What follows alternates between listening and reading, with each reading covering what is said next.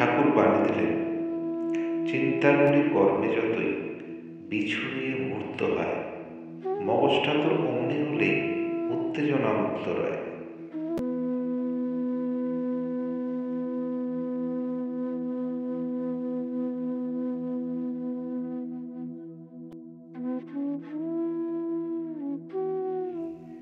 ধরে চলা নীতির পথ, বৃত্তিমুখর প্ররোচনা, বাকিয়ে ধরায় নীতি অসৎ।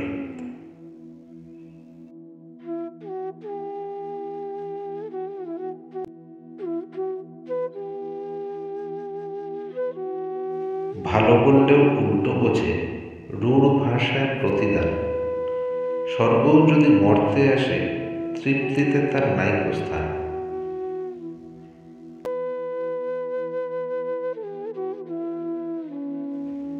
অসৎকর্ম করবি না আর, প্রায়শ্চিত্তে শুদ্ধ হবি। এই নীতিতে অপকর্মীর পরিত্রাণে যত্ন লবি।